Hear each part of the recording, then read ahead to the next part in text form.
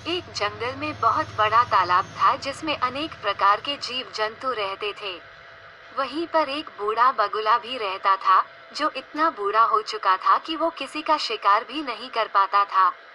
तब उसने सोचा कि कैसे भी करके मुझे इसी तालाब के जीव जंतु से अपनी भूख को खत्म करना होगा। उसके लिए कोई योजना बनानी होगी।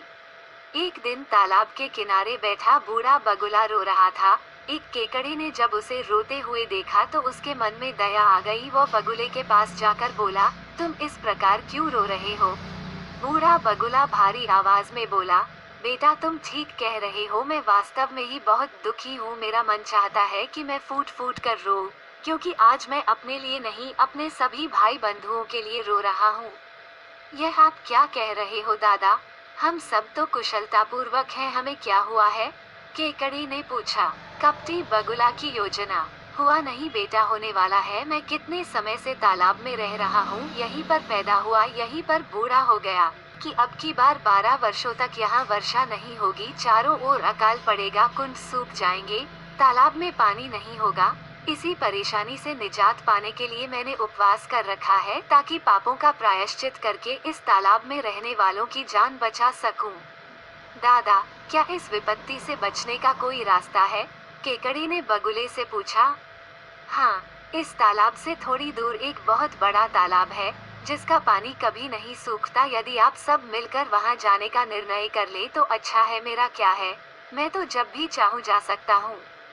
बगुले दादा, हम उसे तालाब तक जाएंगे कैसे? हम तो केवल पानी पर ही तैर सकते हैं।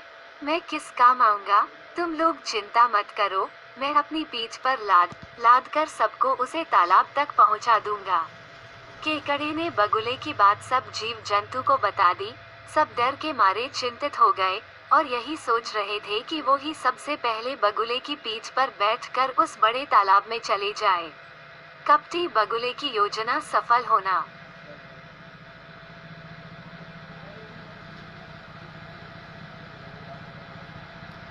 बगुला मन ही मन बहुत खुश था, क्योंकि उसकी योजना सफल होती हुई दिख रही थी।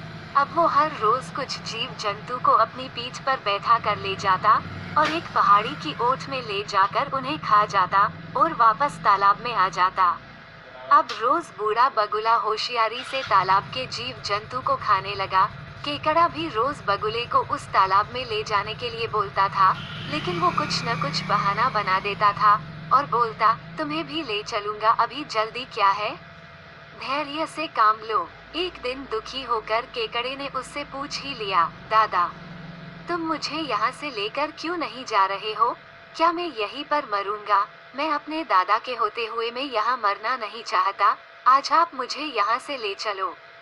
बगुला केकड़े की जिद के आगे हार गया और उसे अपनी पीठ पर बैठा कर उड़ गया। काफी देर उड़ने के बाद भी जब केकड़े को तालाब नहीं दिखा तो उसने बगुले से पूछा, दादा, तालाब और कितनी दूर है? कपटी बगुले की योजना का पता चलना। बगुला जब एक पहाड़ी के ऊपर से उड़ रहा था तो उसने सोचा कि ये जल का जंतु यहाँ पहाड़ी पर मेरा क्या बिगाड़ लेगा। अब केकड़े को सारी बात बता देता हूँ। तभी उसने अपनी शान मारते हुए कहा, बेटा, तू तालाब को भूल जा, ऐसा कोई तालाब ही नहीं है। ये सब कहानी तो मैंने तुम लोगों को पागल बनाने के लिए गढ़ी थी, जिसमें तुम सब फंस गए। अब मैं अपना शिकार करता हूँ। जब मेरा सीधे ढंग से पेट नहीं भरा तो मैंने उल्टे तरीके से पेट भरने का रास्ता निकाला।